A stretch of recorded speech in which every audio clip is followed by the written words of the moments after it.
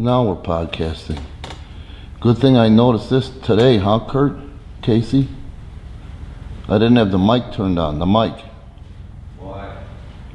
Because I'm old. I'm old and I'm intimidated by this stuff. I get a lot done though, considering that shit. Yeah. You know? Alright, let's turn this thing here. I think this is how we should do it. Like this here. So you guys can get it better. You know, it is nice. See? What are you doing over there? Hello? What? What are you doing? Nothing. So what I want to talk about today is something, let me get closer to the mic. Are you guys waiting and listening with bated breath? If they can't hear you. They can hear me. I got the better mic on. Oh, yeah. Yeah.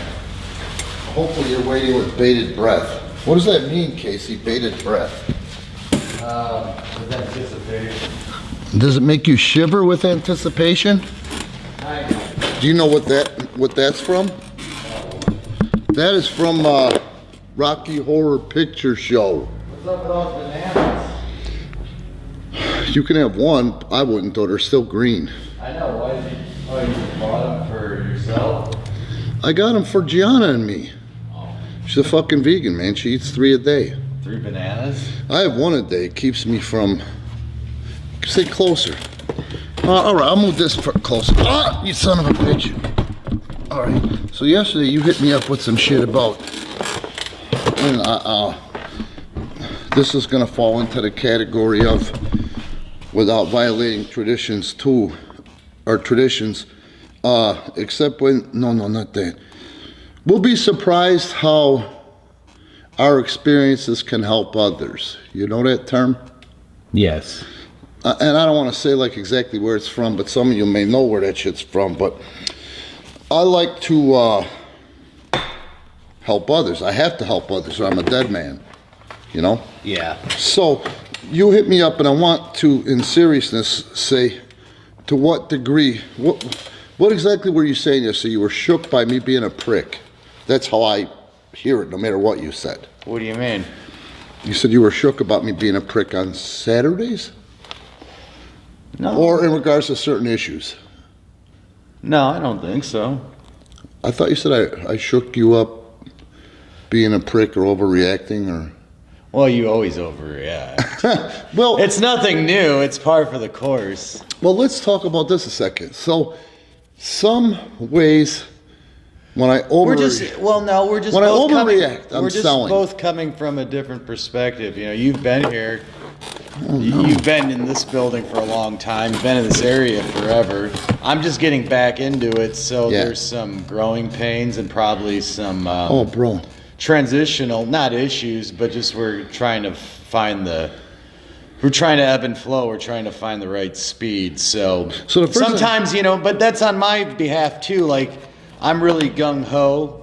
Big time. And I'm really gung-ho and I'm really about it. But we both operate differently. And I haven't worked with you in a while, so it's just an adjustment period for me. So what I want to say is that I don't, on a personal note, I don't ever want to make you feel taken for granted or underappreciated. No, and I don't think You've breathed a whole new breath into this. The first thing is, if it wasn't just you as a human being, which I always have liked you and gotten along with you on a personal level, you share a sense of humor. But also... you have breathed some new life into me. Just the fact that somebody with a fucking clue I have to bounce things off of. Yeah. I'm not in the land of the blind anymore. Number 2, gratitude for the fact that I've done a lot for a lot of people and got shit on. Yeah. And here you come along right at the right time, I think, Yeah. It's like when I went to Puerto Rico this one time and I finally got the Puerto Ricans to accept a deal with me. We started running Levittown, which was not a fun town to run.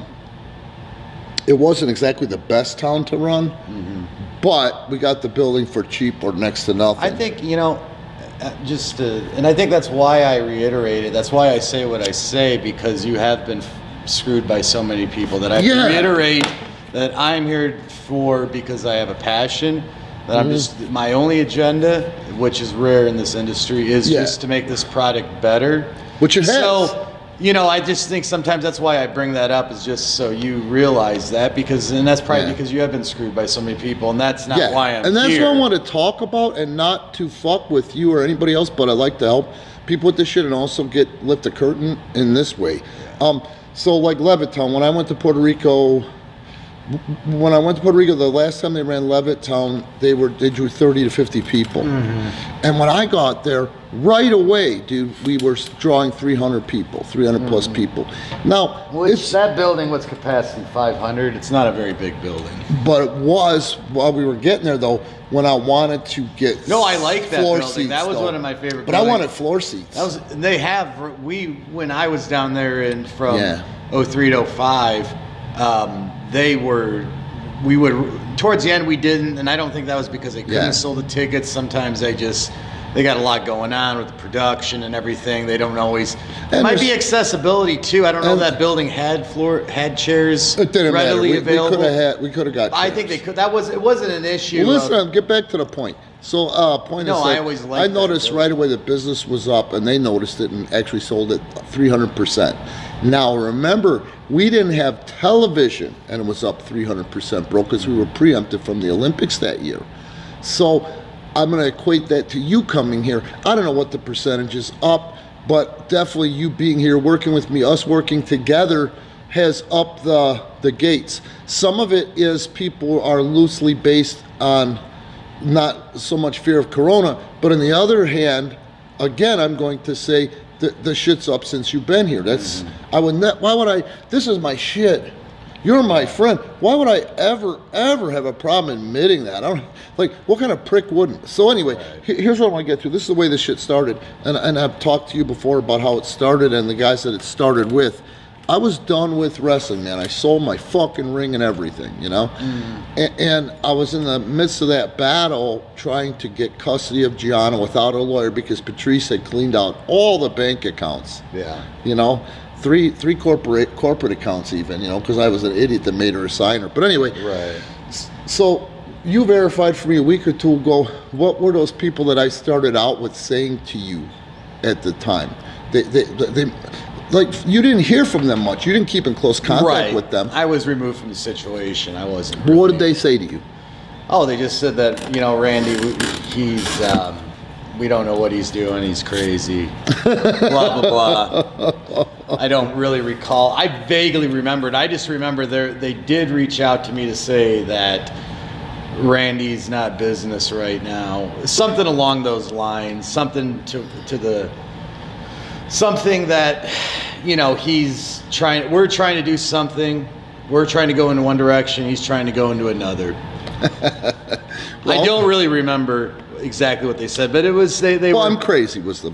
Yeah, the gist of it was that you were crazy and that you've lost touch. Yeah. So at that point, I could feel that, but they weren't saying that. And even though one of the guys is a cop and all that shit, he knows full fucking well if it's on, he's gonna end up in a wheelchair. Well, the big thing was they weren't really. I tried to get down to it like I always do. I always try to cut through the bullshit and just talk about business. And they were really just using the personal angle to bury you, not so much the business. Like every time I would talk about business, they'd go right back to the personal angle. Yeah. Which that's when a red flag went up for me. I'm like, well, I'm not gonna get involved in this. Well, and it was personal. I'm not getting a straight answer. You keep going back to that. Nobody in the world believed that. The things that weren't involving them and you, it was your personal matters. They were just weighing in on it and using it as an excuse. Yeah, which was custody. You know,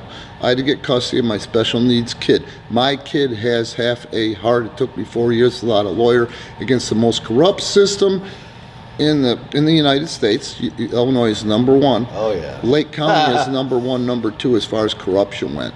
Yeah. You know, and I did it without an attorney. So yes, I had to obsess about that, but that didn't stop me from doing what I needed to do. And when I finally washed all of them off and said, you know what, I can't take your bullshit. Which knowing you, I knew that even though they weren't saying that, I knew that you were still taking care of business regardless. Totally, knowing you, that I knew that you would be doing that, so that's why That's why I didn't put any stock into what they were saying. When this thing finally really started, I just said, I'm not telling anybody anything, and I did what I'm trying to do now.